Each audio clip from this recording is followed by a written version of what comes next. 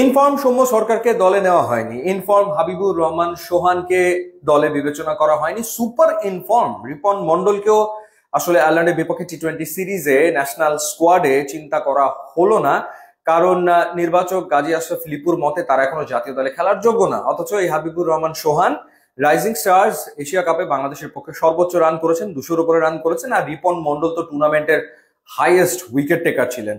কি দুর্দান্ত খেলেছেন তিনি সেমিফাইনালে ইন্ডিয়ার এগেনস্টে, কি দুর্দান্ত খেলেছেন রিপন মন্ডল ফাইনালে পাকিস্তানের বিপক্ষে। তারপরেও জাতীয় দলে তার আসলে জায়গা হলো না, কারণ গাজী আশরাফ লিপু আস্থা রেখেছেন পারভেজ হোসেন ইমন কিংবা জাকের আলী অনিকের উপরে।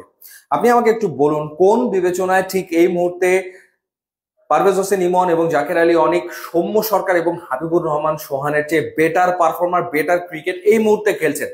কোন স্ট্যাটিস্টিক্সে, কোন পরিসংখ্যানে তারা এগিয়ে রয়েছেন? আমার আসলে সেটা বোধগম্য নয়।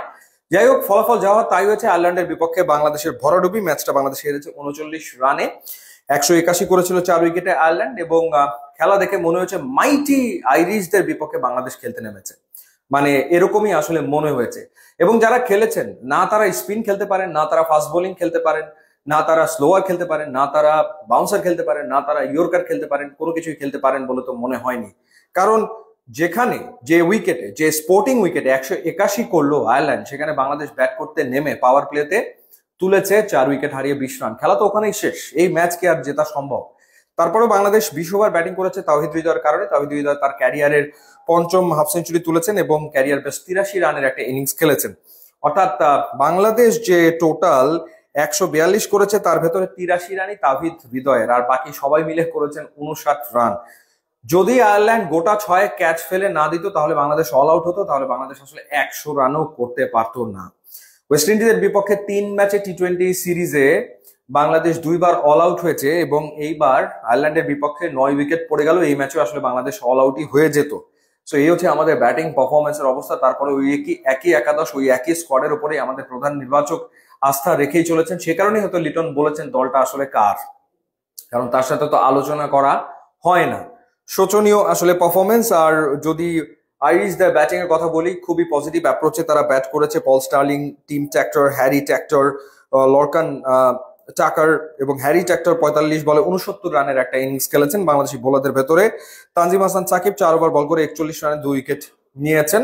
একটা করে উইকেট পেয়েছেন রিশাদ হোসেন এবং শরীফুল ইসলাম। মূল ব্যর্থতার জায়গা ব্যাটিং। বারবার আসলে এই ব্যাটিং এ বাংলাদেশ কলাপস করছে এবং সবাই নির্বিকার। আসলে এখানে উন্নতি কিভাবে করে করতে হবে সেই ব্যাপারে কারো কোনো চিন্তা ভাবনা আছে সেটা নেই। এবং আরেকটা ব্যাপার ঘটেছে, সেটা হচ্ছে সাইফ হাসানের ব্যাটিং অর্ডারটা চেঞ্জ করে ফেলা হয়েছে। পারভেজ হোসেন ইমনকে খেলাতে গিয়ে ওপেনিং এ সাইফ হাসানকে আর নামানো হয়নি, তাকে নামিয়ে আনা হয়েছে 4 নম্বরে। সো এই ধরনের ঘটনাগুলোর ফলে বাংলাদেশ হারলো আয়ারল্যান্ডের বিপক্ষে এবং টানা 4টা টি-20 হারলো। ওয়েস্ট ইন্ডিজের কাছে 3-0 হোয়াইট ওয়াশ হয়েছে ঘরের মাটিতে। এবার ঘরের মাটিতে আয়ারল্যান্ডের বিপক্ষে বাংলাদেশ টি-20 হারলো। এই নিয়ে 3বার আয়ারল্যান্ডের বিপক্ষে বাংলাদেশ টি-20 হারলো। এবং সবচেয়ে ইন্টারেস্টিং ব্যাপার হচ্ছে যে কন্ডিশনটা, এত সুন্দর স্পোর্টিং উইকেট, এত সুন্দর বল ব্যাটে আসছিল, এরকম সুন্দর ব্যাটিং উইকেটে যেখানে অপোনেন্ট 181 করতে পারে, সেখানে বাংলাদেশ মুখ থুবড়ে পড়ে। কি শোচনীয় ব্যাটিং ব্যর্থতা, মানে এটা চিন্তাই করা যায় না।